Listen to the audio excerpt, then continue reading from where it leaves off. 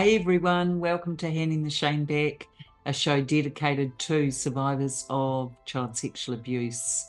We know the numbers are huge, and we know that without shows like this, Handing the Shame Back, there isn't a safe place for people to go and tell their stories. So that's why we do what we do.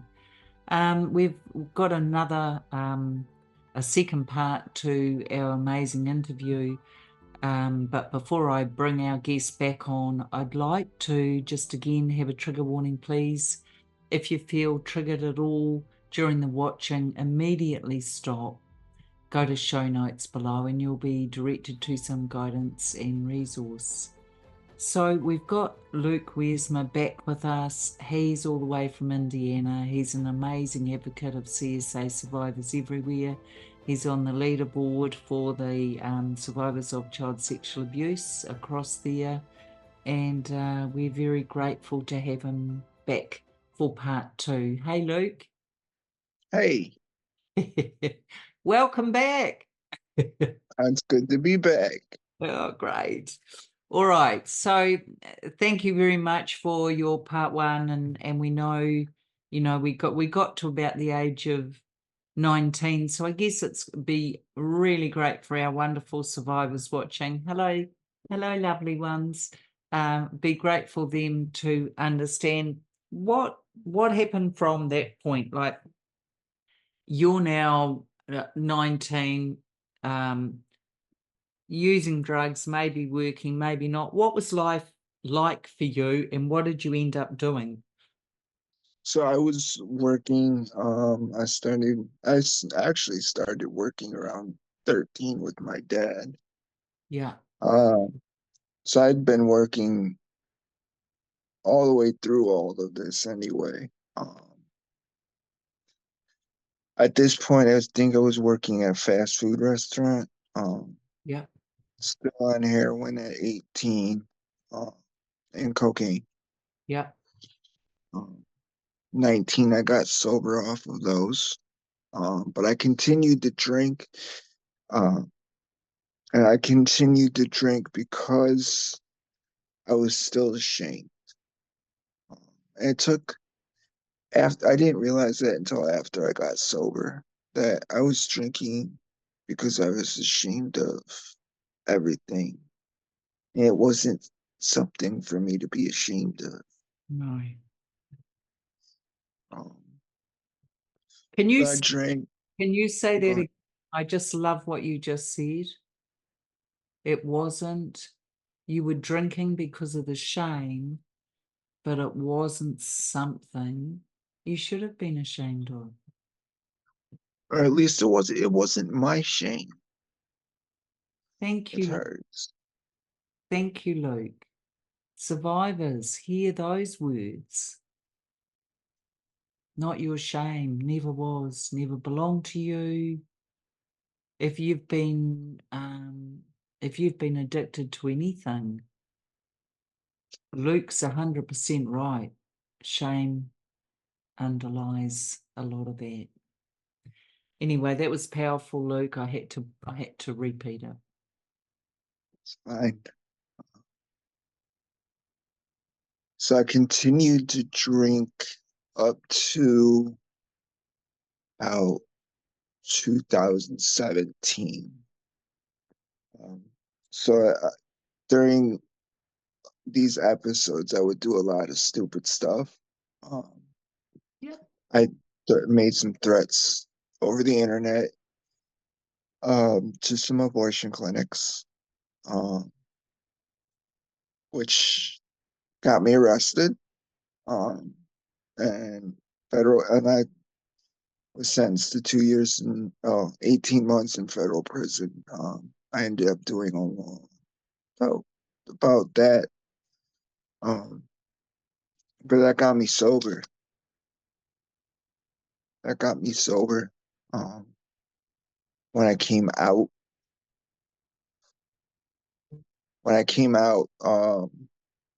I struggled for a little bit. I took up drinking again. Um, Again, I believe that was that shame creeping back into my life.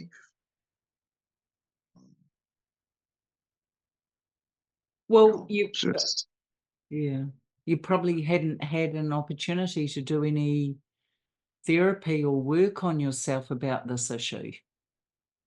no, I was so busy with just working and then going home and drinking.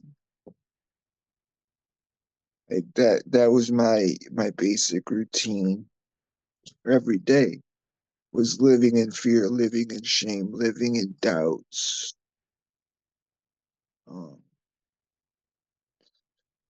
living in depression, not wanting to live life. And that was just all. And again, this took me years to. It took me time to get to this point. Um, it all stems back to the sexual abuse.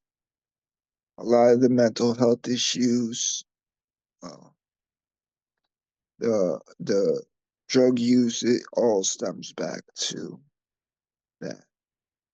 What was the point when you made that connection, when you realized actually I'm drinking to escape from the shame, and all of this leads back to that sexual abuse? Can you tell us a bit about that? How did you link that in the end? What was your kind of pivotal moment? Well, so the drinking came that stopped first. I was I reached I reached out to a podcast called No Longer Afraid and was did an interview for them. And after that interview, I'm not sure what it was, but something really just hit where it was like, uh, I don't need to drink. I'm sick of this. I'm sick of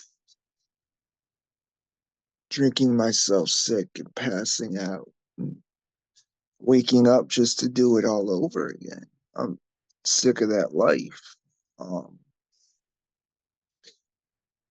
so I used advocacy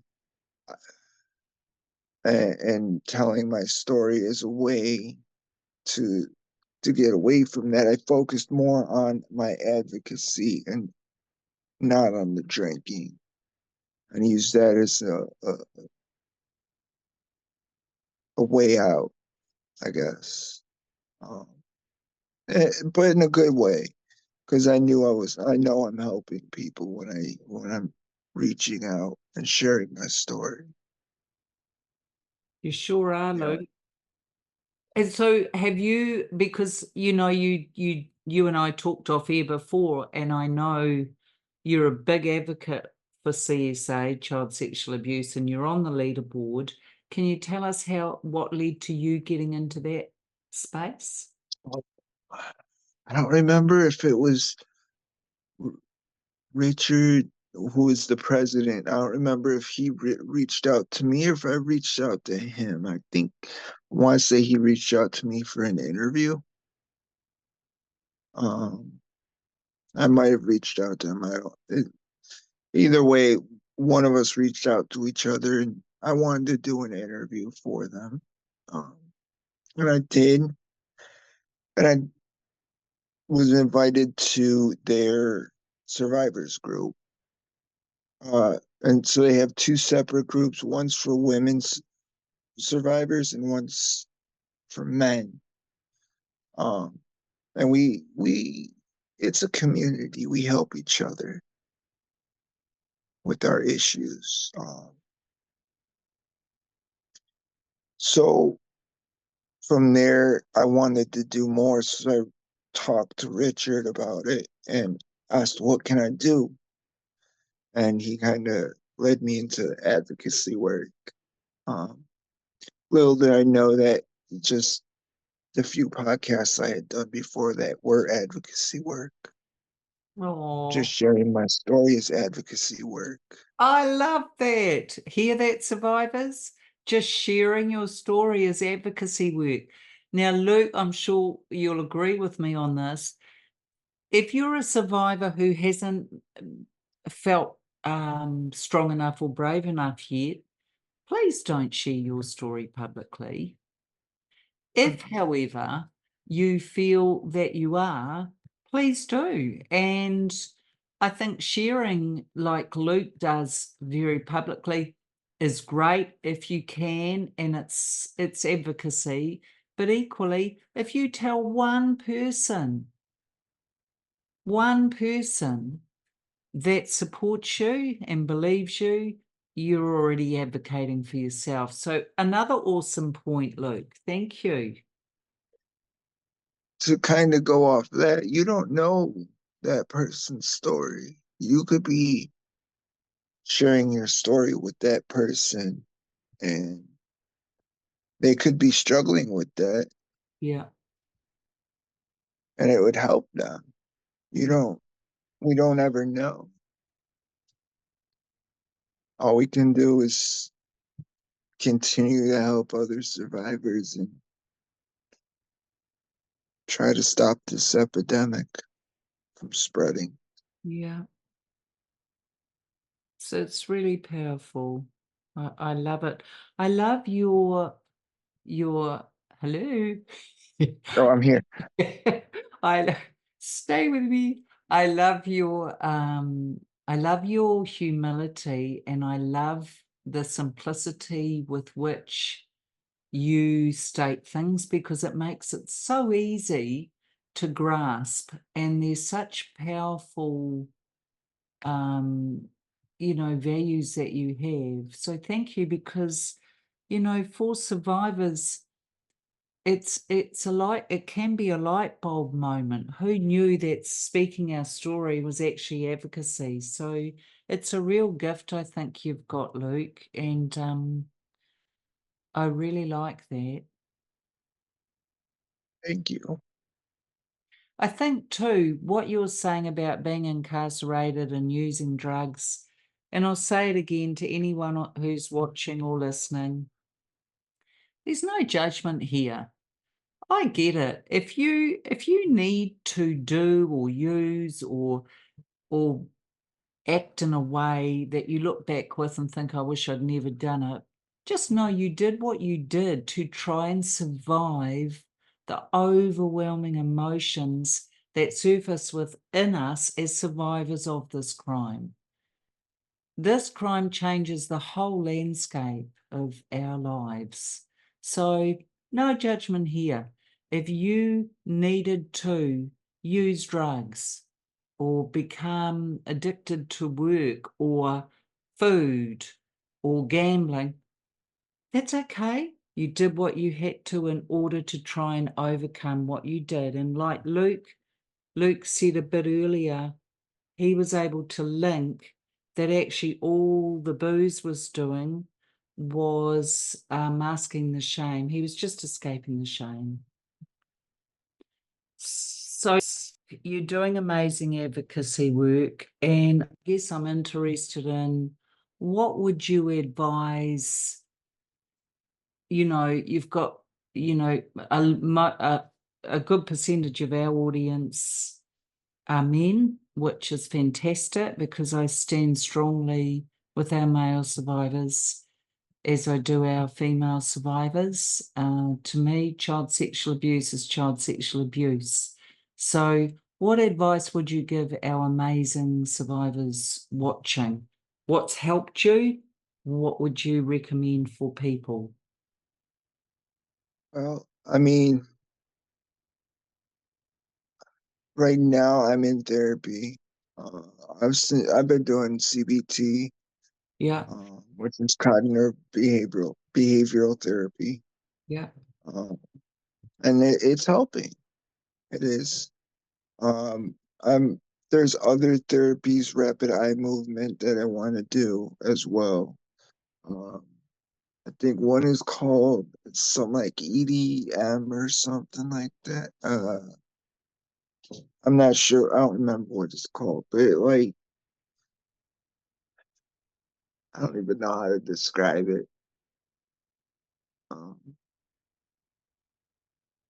I don't know. It's supposed to like take you back there, but like I guess in a safe way. Um, Help you recall memories that No, aren't are you that you can't remember. not hypnotherapy? Mm-mm. It's some sort of psychological therapy. I can't remember what it's called at the moment. It's okay. But you've found the CBT, and you'll eventually do the REM. Correct. And yeah, so are there any sort of physical activities or hobbies you do that you find really help you release this? Mm, Not really. I play a lot of video games. I'm a gamer. Uh, That's my release, I guess. But I do like to hike and just be out in nature. Uh, if I'm having an anxiety attack or something, being outside helps. Grounding helps. Yeah. Um, just Can you give us, focusing on mindfulness. yeah, can you give us one grounding technique you use that our audience may be able to pick up and adopt? Um, the one I do is pretty simple. It just if it's warm out, I just take my socks and shoes off and walk around in the bare grass. And let the slowly, so I let the grass go through my toes, and I feel every sensation that's involved in it. And I just, I guess, enjoy it. Um, it's soothing. Makes sense, actually. I really like that. And, is there anything else you would like to share with us, Luke, just as we're going to finish up today? Just be you. What happened to you isn't, it doesn't define who you are as a person. Um, Seek therapy, seek help, reach out to a survivors group. We're here for you. If you're in the US, CSA, um, and there's many other out here. I'm not sure what's in New Zealand, honestly. I haven't really researched No, it, that's but fine. This is global. This is in 80 countries, so it's but great. yeah, that's it. Just reach out to a survivors group, get help, seek some sort of help if you're struggling. If you're suicidal, go to a hospital. It's the best thing you can do. Yeah.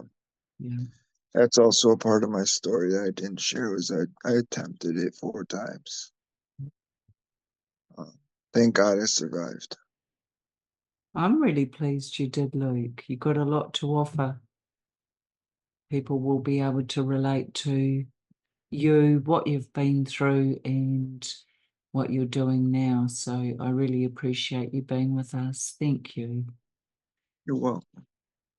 So survivors, that ends our time with Luke, and lots of really, really good little gold nuggets there. And I think, as with all survivors, it's so powerful because how we all approach this is as unique as we are. And I'm just going to leave you with one final thought, and Luke mentioned it earlier. Just be you. And I love that he said that. What happened to you does not need to define who you are and what you do now. So, as always, beautiful ones, I see you, I stand beside you, and I believe you.